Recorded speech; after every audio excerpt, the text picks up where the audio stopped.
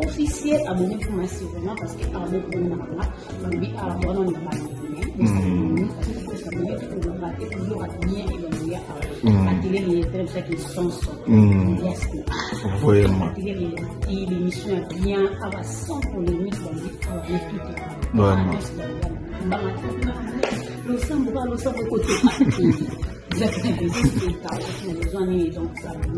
abonné pour massivement on a dit que de s'abonner pour nous. Il fait de s'abonner pour nous à sentir qu'il faut avoir abonné pour y acheter. Vraiment. Je vous aime beaucoup. Ah, ce que vous avez dans le corps.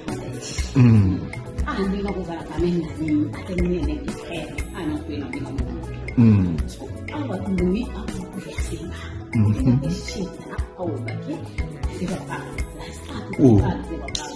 Même les œuvres nous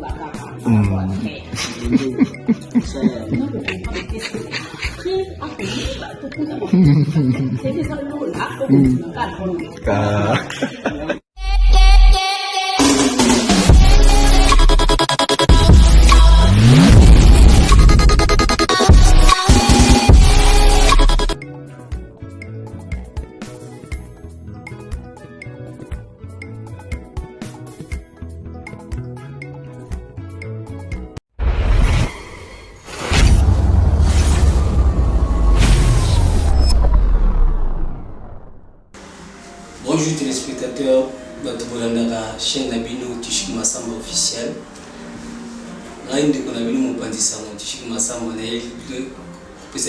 bonjour et bonsoir. Merci pour l'occasion de la émission. Nous avons un plateau ce qui nous a même langage avec mon réalisateur de Gracias. Plateau pour inviter bonjour. Bonjour, Frédéric Bassin. Bonne santé. Par la grâce de Dieu, ça va. Et papa va nous baza pour la nation, ceux qui ont se présenter pour baser le bac pour la nation malade bosso. On va y ba papa Zalinani et puis va y ba yo. Merci beaucoup pour la parole, Frédéric. Bien, Naza. Pasteur João Francisco Bango, en portugais. Tu vas bien à la combo ya Pasteur Bijou. Nazo Evry, en Turquie, en Istanbul, précisément, dans l'église Asit, Assemblée chrétienne internationale de la Turquie. Païwa puis Pasteur David Pachaz avocat. Merci. Merci beaucoup, papa. Et avant de compter dans le sujet, je suis à mon collègue. Donc, on a une mission autorisée qui est un boulot qui qui vraiment va renommer pour va te bien qui va le mettre à bichot à papa ou bien sous papa a été bichot matia ou a été bichot sur le mariage et les épreuves. Dans le pays calendrier nayo, c'est qui vraiment très chargé.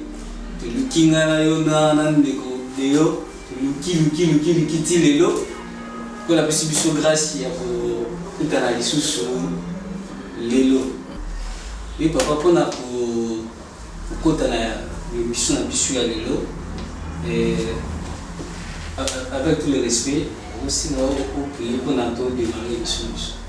Merci beaucoup. Prions. Seigneur, l'Éternel Dieu de grâce, le Dieu d'Abraham, Dieu d'Isaac, Dieu de Jacob. Papa, nous te sommes reconnaissants pour notre kitoko kisibiso. Dieu d'amour, papa, tu as un moment où il y a une mission dans la ciel pour la bonne. Seigneur, tu sais que tu es mon sang, tu as à son abisso du début jusqu'à la fin. Tu as brisé force, nous, c'est-à-dire à mon lit, force, nous, c'est-à-dire yote nzambe, et tu as confusion, compréhension. Quand tu as eu la nuit, sans effet dans le cher Saint-Esprit, orienté biso, sagesse, intelligence, du début jusqu'à la fin, dans le combo de tout le monde. Amen. Amen. Merci.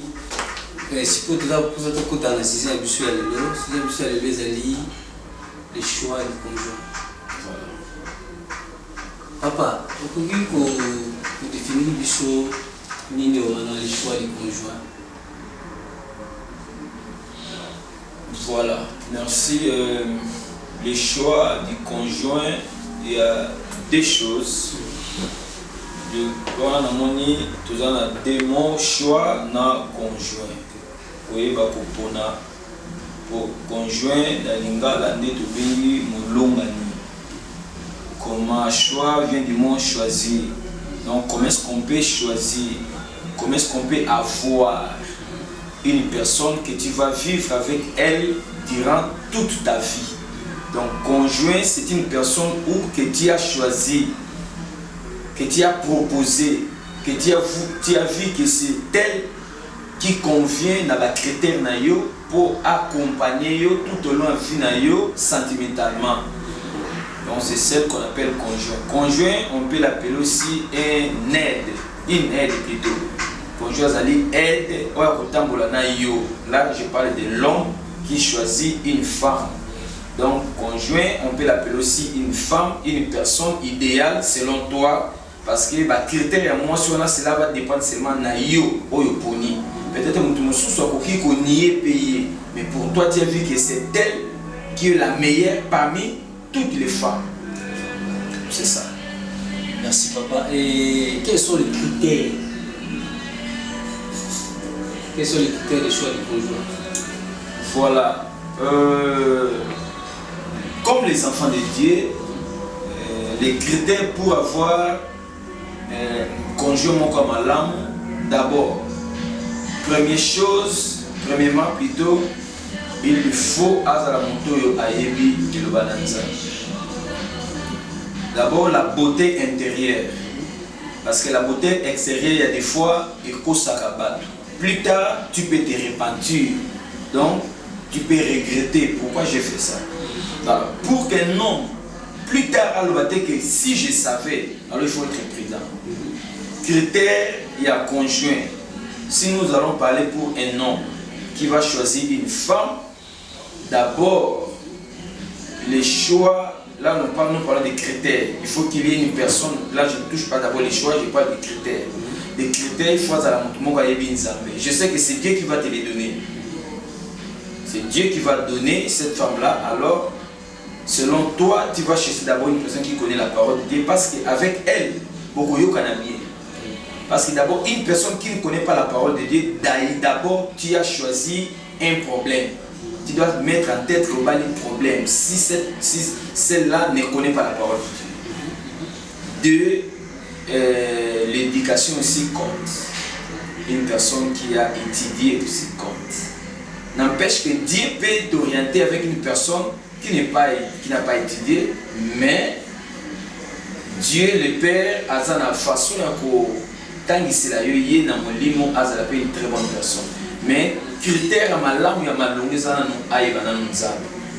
ce qui moi ça est bien, ceux qui payent à mi balai dans le monde de toujours vivre, à tanga pe kilas les appels sous ma langue pour parce que d'abord une femme a un problème au niveau de si on peut aller hors la Bible, toquer dans la biologie, on dit que la femme c'est la 7e bête selon la biologie.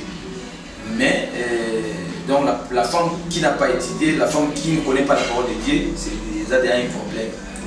Il y a des problèmes. Ceux qui ont un Nzambe, les capés na kelasi, à Kosunga yo pour na te botambola et le mot papa, côté on a ceux qui nous attendent et puis azana bonzambe te katina et la conséquence ni boya na katina.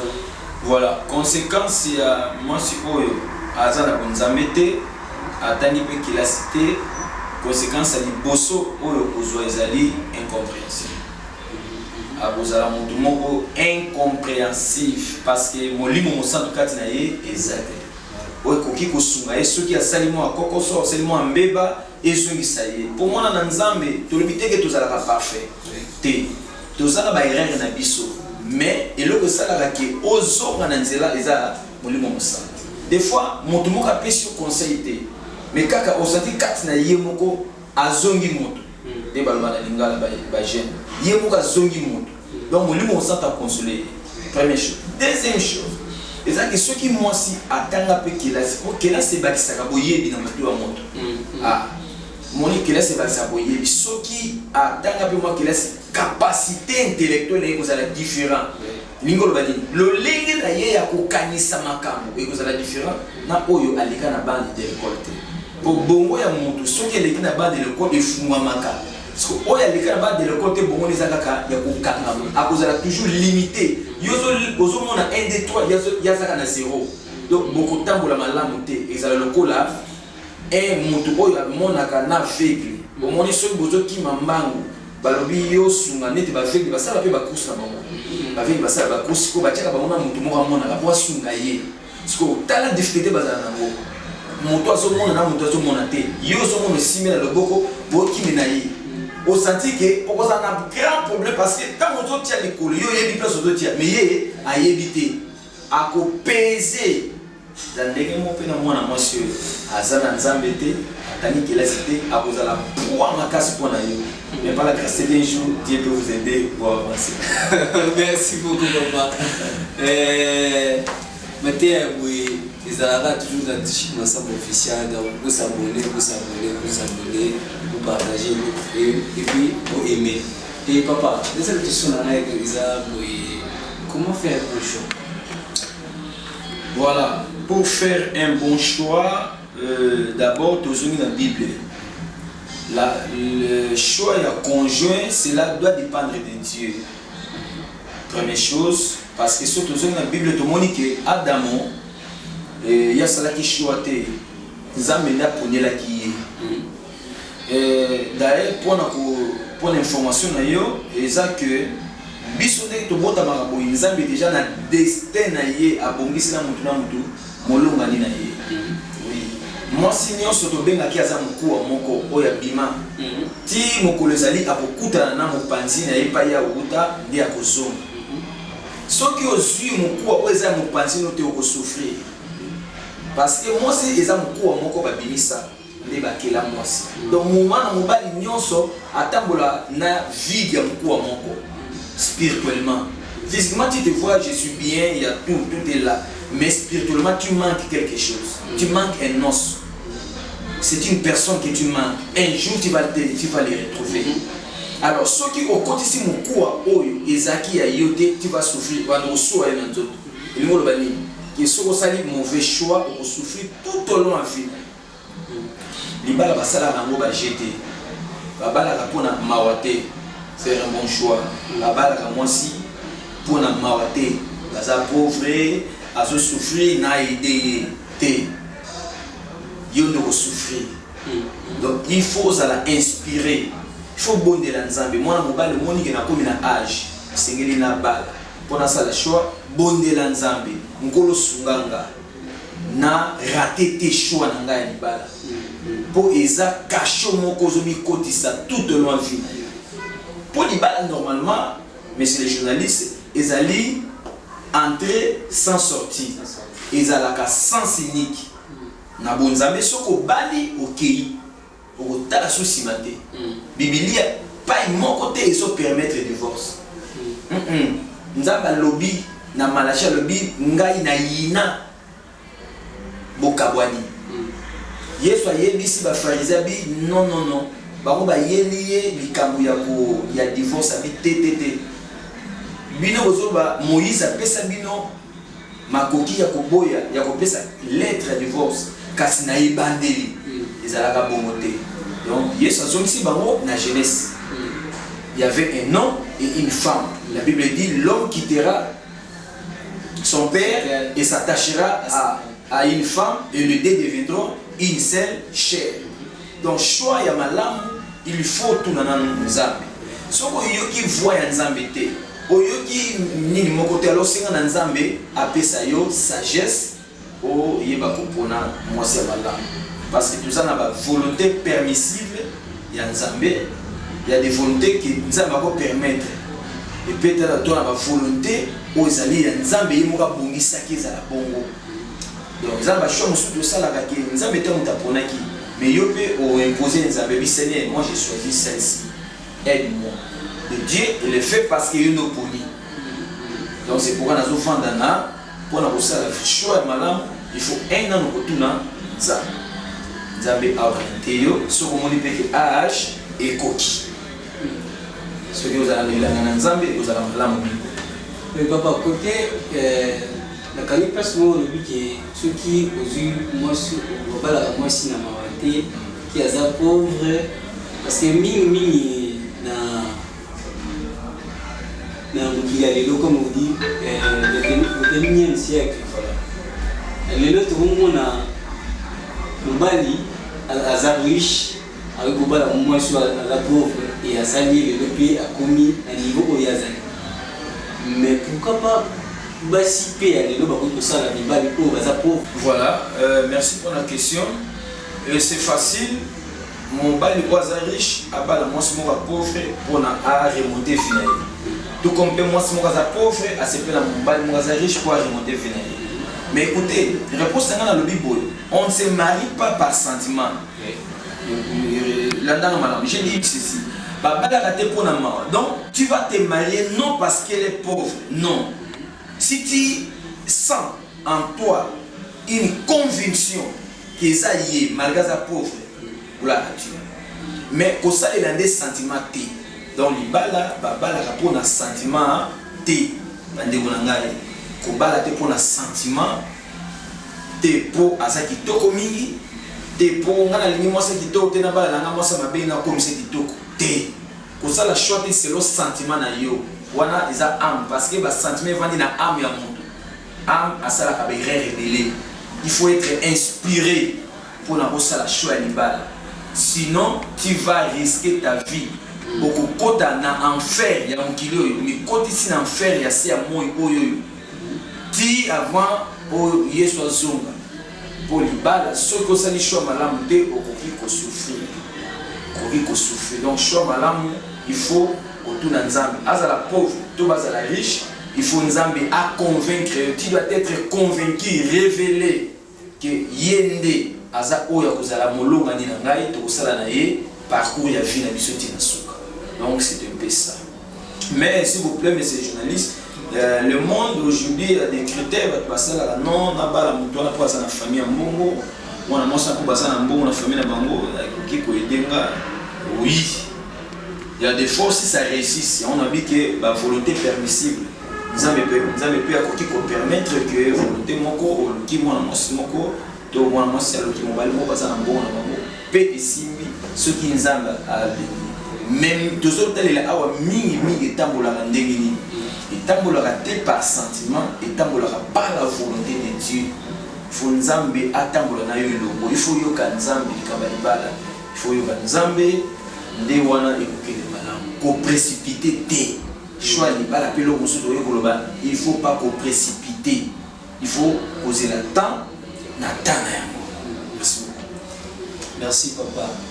Aussi vraiment réseau vraiment dit ça va la révélation vraiment éveillé la nuit de papa ah on fout des hommes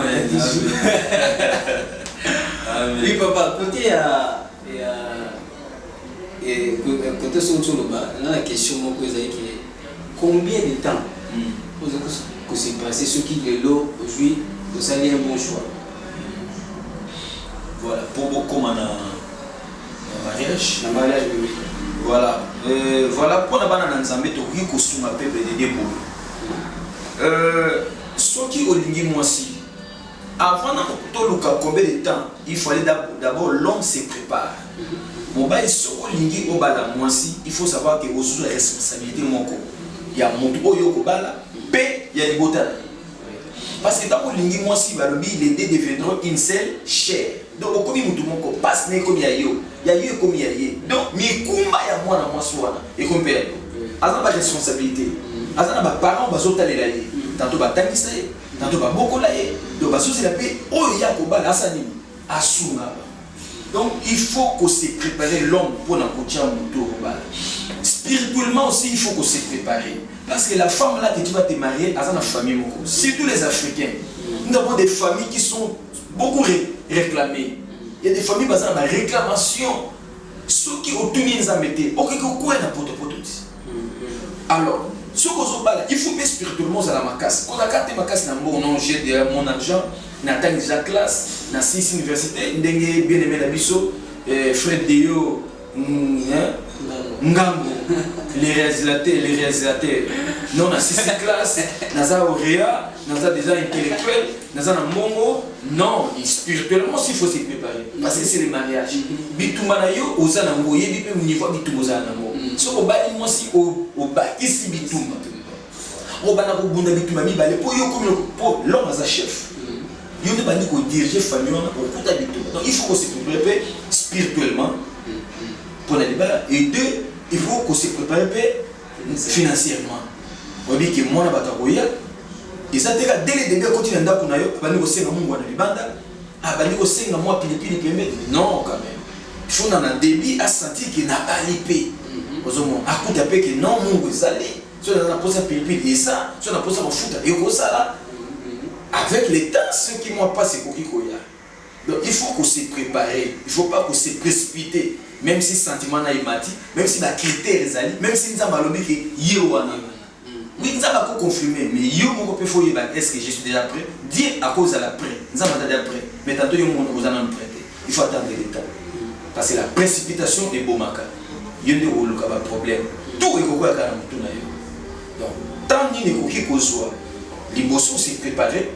Si on se préparer, après on contacte. Il y a temps où on contacte une fille, on ligne pour la libale. Vous allez après, on attend une belle été. Parce que diable a quoi c'est dans un moment où on proposant. Il y a beaucoup de mariés au Balika et le fornication. Parce que l'étape où il y a proposant, ça n'existe pas dans la Bible. Si on a la Bible, Abraham babala, Isaac babala, Jacob babala, tant où il y a proposant et zalaté. Mais le biso le loto comme temps non, à ça proposant nanga. Et ça quand l'étape où on a mis bakwa neko. Oui, papa, la carte pour semaine auto, le Kisaki, on a bien équipé Syria, parce qu'on priait mini, bah tout Syria. Voilà. Si on a voilà. On a bien équipé bien qui proposer Oyo. Fiancé, je vous mets là. Voilà. Donc, ça étape, moi, merci Mingi, papa journaliste, et pour quoi ça va dans l'ensemble Mingi. Étape 1, ceux qui au sangani na mwasi, oyo nano pesi le côté, ba bengango fornication. Ceux qui au sali signe, to bengango prédot. Na tant on a peu beaucoup qui koyeba na nzoto te. Bon, yo pesa pe mbangate, mbanga beaucoup pesa na mbangate. Bon, yo sokola esika mon côté. Et vous avez un temps qui est faux, vous avez préparé, on a dit qu'il faut après, pour temps on a eu la thé. Proposant et l'équipe, après 6 mois après, au salaire, au bima la famille, au salaire dot. Normalement, c'est 6 mois après, ce que les moi si les lots en demi, c'est qu'on étudie déjà. Au Kolobaté, on a étudié, non, avant de mettre une fois, il faut déjà étudier. Ce qu'on dit à se répondre à la critère, maintenant, pour approcher. Ce que ça y est, ce n'est pas moi, si c'est la volonté de Dieu, elle sera d'accord. Parce que c'est la volonté de Dieu. Ça chouette. Alors, ils ont tant qui est 6 mois après la présentation, ils sont 6 mois après, beaucoup dans mariage. Sauf imprévu, diable peine dans le temps, sauf imprévu. Mais sinon, tant qui est une année plus tard, vous allez déjà ensemble pour éviter que ça donne à côté de la carte, vous allez l'autre béni, fornication. Merci papa. Le message après vraiment, ils ont aussi que ça. Et c'est ici le président Guéry Biti. Vous saluez là où vous êtes. Et papa, notre dernière question est que ceux qui au Bali, aujourd'hui, nous il y a 8 ans, on s'est préparé. Et puis, au Bali, le vrai choix qui est le vrai choix pour les critères, comment les temps vont passer ensemble, en famille, pour vivre l'amour vrai la vie. Merci. Pour vivre une vie heureuse dans le mariage, je crois que cela va dépendre de chacun. Parce que tout à l'heure, il y a des c'est là où on va travailler, ça là.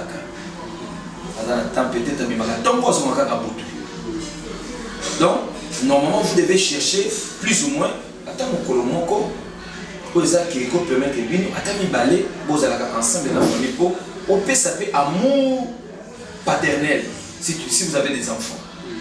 Donc, tu dois aussi donner ton amour envers tes enfants. Sinon, pas la bagosa na bolingo na. Ou bagoiko za na bolingo mais za na affection. Parce que l'affection c'est autre chose, l'amour aussi c'est autre chose. Même ta femme, elle peut avoir ton amour, mais elle peut perdre l'affection. Ce qui aujourd'hui a tant ébélé. Tu travailles, vous devez au moins avoir un temps pour se se caresser. Donne ton amour, même si tu es pasteur, il faut mettre chaque chose à sa place. Devant ta femme, tu n'es pas pasteur, tu es son mari. Il ne faut pas avoir honte, ce n'est pas tout le temps j'ai pris. Vous voyez qui est dans l'église, je paie, mais après, je fais quoi? Il faut comment prier. Donc il y a un temps pour tout. Il y a un temps d'aller dans le lettre saint, vous comprenez le terme, non?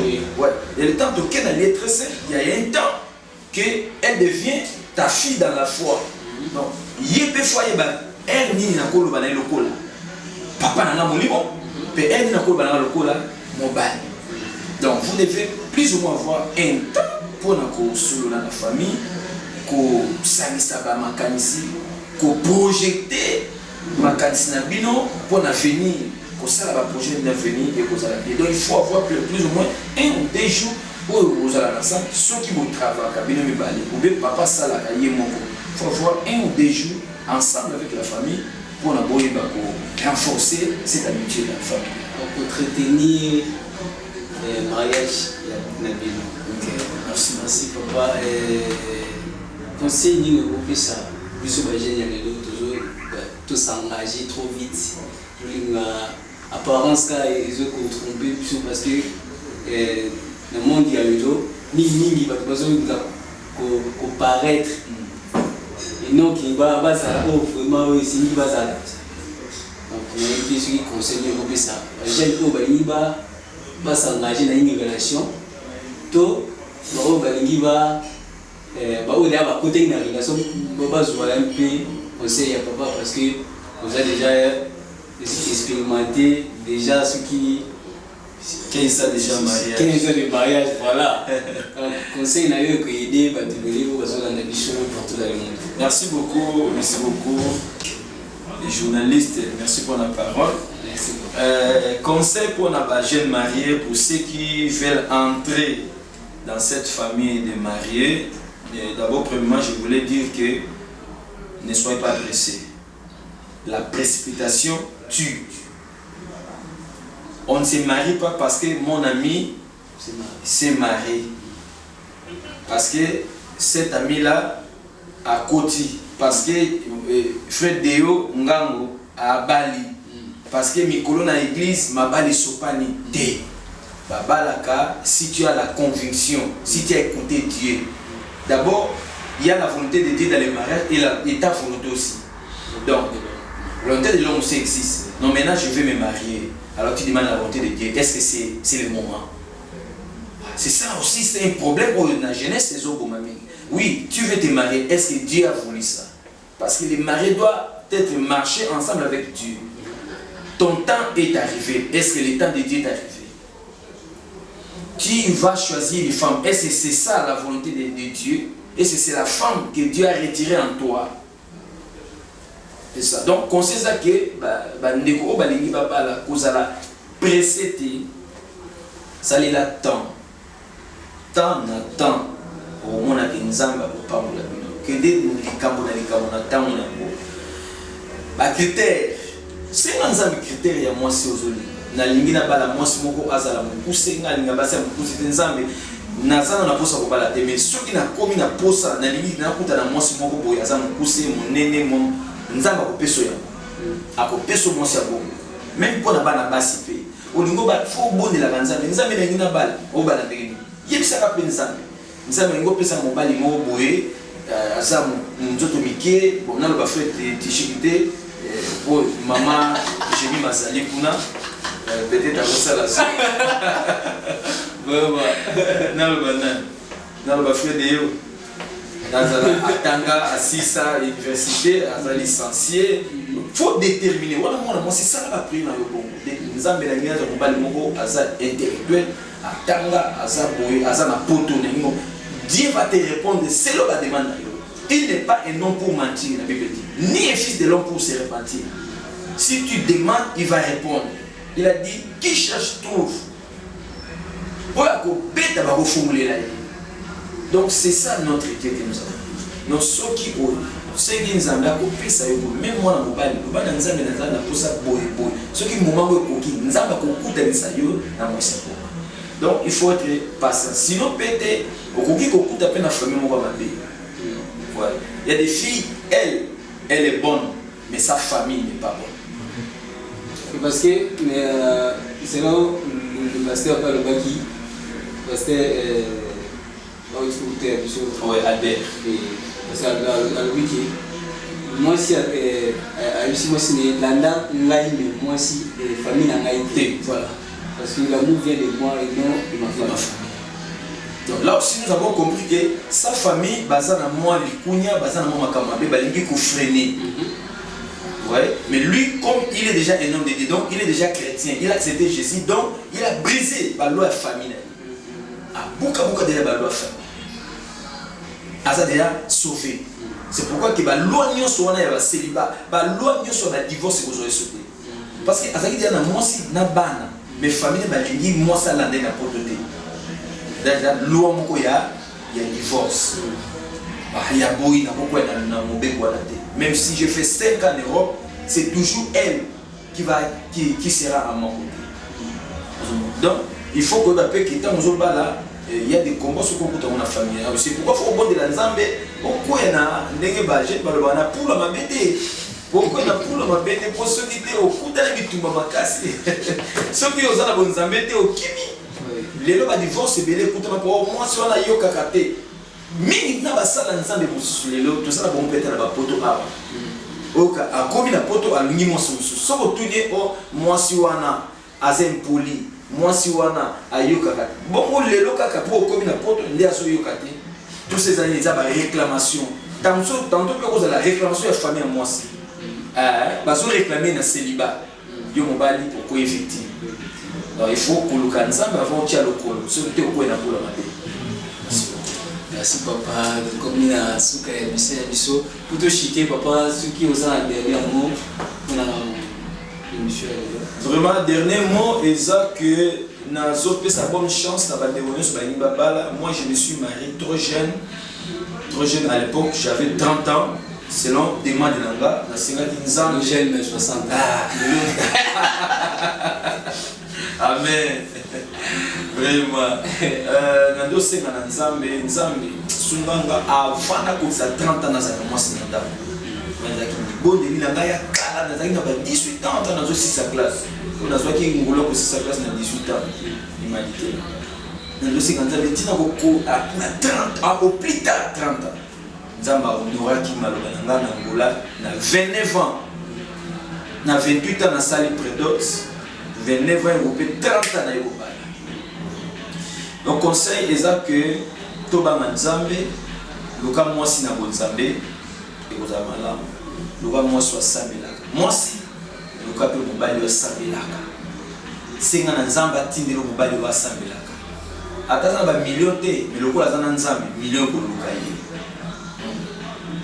Mais mobali mo soit ba million, mais soit zana Nzambe te, luka ndi en faire. Mobali wa sabelaka. Au lukinde bénédiction parce que c'est la bénédiction de l'Éternel qui enrichit. Ceux qui mobali a déjà béni, il a déjà la richesse. D'un côté, au moment opportun et qu'on éclater et qu'on s'est manifesté. Donc on sait ça que Luka mobile de Sambelaka, Luka peut moi soit Sambelaka, na bon Zambende et longa Ezali. Moi soit na Yesu et longa Ezali. Et l'éducation familiale aussi, ça compte. On a pu entre biso, bon de la penzambe, nzambe, na ba choix na koya na place ma bébé. Yo mo peso ko ça la choix ou la kisi nzambe, ça ne dérange pas. Vous avez pe choix nzambe na moni fio, atanga ayebi nzambe na lingi nde yé. Nzambe ko convaincre si nzambe le pe ezayete, il faut accepter. Parce que vous savez, messieurs les journalistes, il y a des sétons, le roi bolingi mati makasi. Moni soki olingi de mwana mwasi mingi ubali kusinga nzambe na ngina bala olobini pona mwana mwasi olota kaye parce que bolingi zakati parce que bolingi mathieu mingi ale bali ko bondela nzambe na ngina bala mwasi olobini nzambe olota sérieux olota ye donc c'est quoi cause la discernement faut avoir ce discernement est-ce donc il faut rebondir là ensemble. Il faut demander la volonté de Dieu. Est-ce que ça y est pour nous échouer dans la c'est ça. Merci beaucoup. Dédicace. Merci beaucoup. Nous avons dédié premièrement les créateurs, le bon Dieu, notre Seigneur soit béni pour cette opportunité que tu nous as donnée à voir ces beaux moments ensemble PDD dans zone dédié leader David Pacha, les référents dans Bisso, ou à Bisso dans l'église Assemblée chrétienne internationale de la Turquie. Et en plus, l'os de mes os, la chair de ma chair, maman Hélène tout à bijou. Voilà, maman Yabana, dans zone dédié Pépana Nanga, si moyen, je souhaite. Comme Narcisse Josué Bango pour toute la famille Bango, Narcisse Josué Bango, Hélène Akassia Bango, Joya Jedidja Bango, vraiment un gros bijou pour la Bango et ma femme gros bisous. Bonne guérison à maman Nanga na Congo, à Kinshasa. Qui est convalescente, au moment où elle a récupéré déjà santé, je sais qu'avec Dieu nous ferons des exploits. Et puis qui est malade déjà qui est musique. Et mon père aussi, dans ma sine, n'a pas Bazali, c'est pas au monde à Bisso, na Lili, vraiment mes frères et sœurs, mes collaborateurs dans le ministère, et Banana Molimo Belé, na Angola. C'est pas Rolanda Bisso, Nanzila, Internet, Bana na Angola, na Luanda, na la province, na Kashitu, na Bengo, na Lunda. Vraiment, je vous aime beaucoup et vous amo. Que Deus vous abençoe.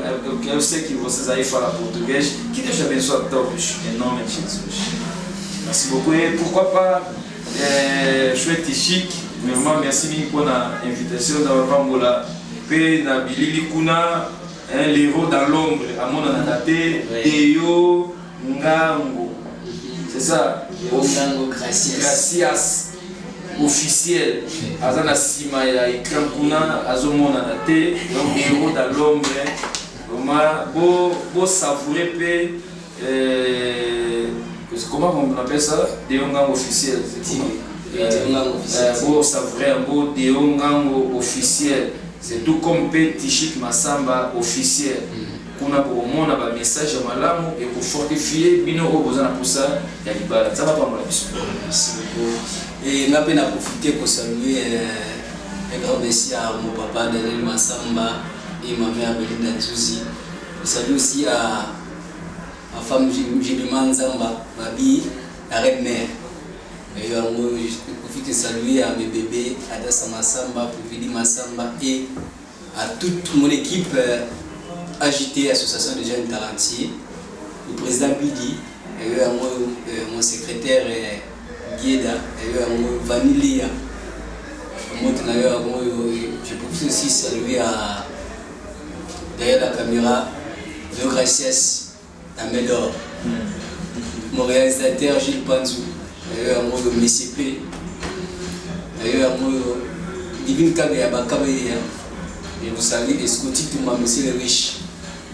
Moi, d'ailleurs, mon frère Sierra Prod, moi, d'ailleurs, Chicha Prod, papa est venu qui la maman Nella, qui est la oracle du jour.